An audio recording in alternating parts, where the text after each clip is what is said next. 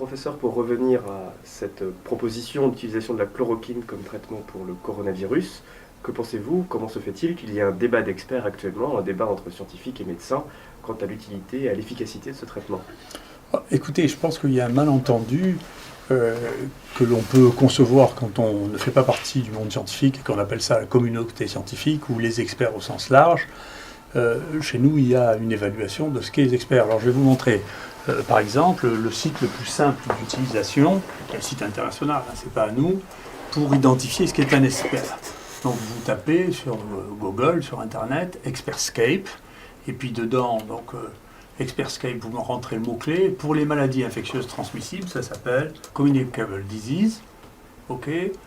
On appuie sur Show Expert, et Show Expert, vous savez qui c'est, qui est Show Expert. Et donc, je suis désolé, mais je suis le premier expert. Et non seulement ça, mais si vous regardez dans les endroits dans lesquels ça se passe, en particulier, vous regardez à Marseille, vous voyez, eh bien, vous trouvez que les seuls experts mondiaux qui soient lisibles en France dans cette zone-là sont ceux de Marseille. Vous voyez. Et donc, quand on marque INSERM, en réalité, c'est Marseille.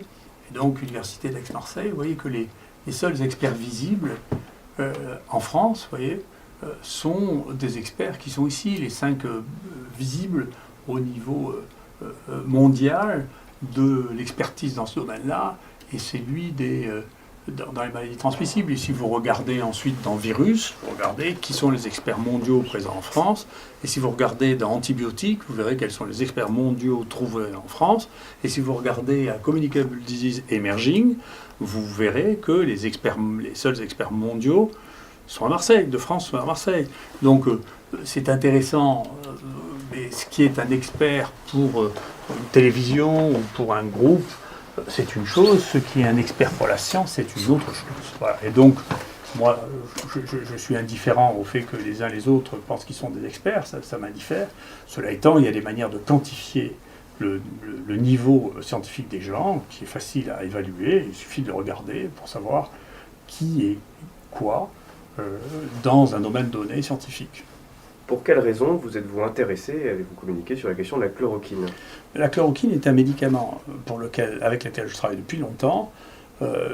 J'ai été le premier à utiliser l'hydroxychloroquine dans le traitement des maladies infectieuses aiguës, en particulier pour les bactéries intracellulaires, pour lesquelles on n'arrivait pas à éradiquer les microbes. Donc pour 2 maladies, la fièvre Q et la maladie de Whipple, j'ai suivi personnellement 4000 de ces personnes depuis 30 ans, que j'ai traitées avec de l'hydroxychloroquine pendant en moyenne 1 ou 2 ans, dont j'ai fait les dosages dans le sang. J'ai regardé, depuis 4 ans et demi, on a fait 2000 dosages d'hydroxychloroquine dans le sang. Et donc j'ai une énorme expérience de ce médicament dans les infections. Et depuis longtemps, on pense que ce qui marche pour les bactéries intracellulaires, c'est-à-dire qu'ils se multiplient dans les cellules, doit marcher pour les gros virus parce qu'ils rentrent par les mêmes mécanismes, ils vivent dans les mêmes vacuoles.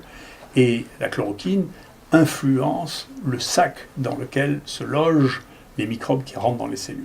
Et donc ça fait 13 ans qu'on a écrit notre première revue avec Jean-Marc Rollin sur l'usage potentiel de la chloroquine dans les infections virales.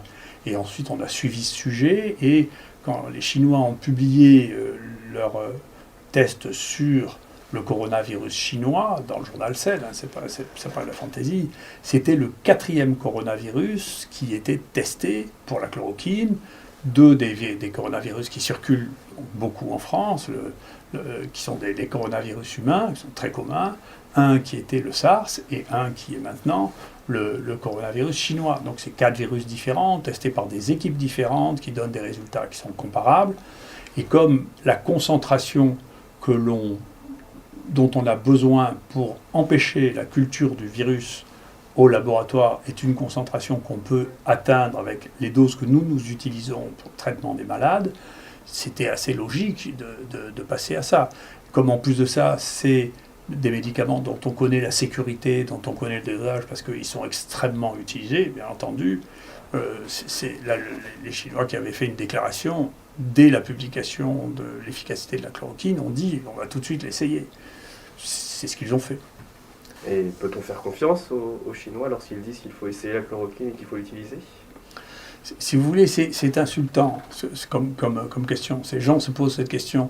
Si c'était une maladie purement américaine, qu'il n'y ait que les Américains qui aient soigné cette maladie, et que le Center for Disease Control ou le président des États-Unis disent, écoutez, maintenant il faut traiter ces malades avec ça, personne ne discuterait ça.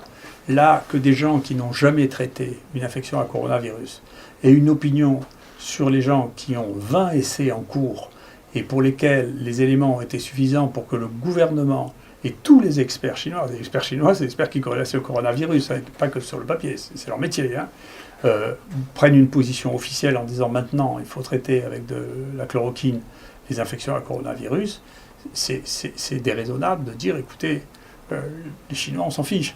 Non, non, c'est pas comme ça. Après, bien entendu, chacun sait qu'entre le moment où on a les premiers résultats et le moment où on fait une publication internationale acceptée, il faut un certain temps. Il est bien possible que la finalisation de l'ensemble de cette publication arrive au moment où il n'y aura plus du tout de coronavirus parce que le temps se sera réchauffé.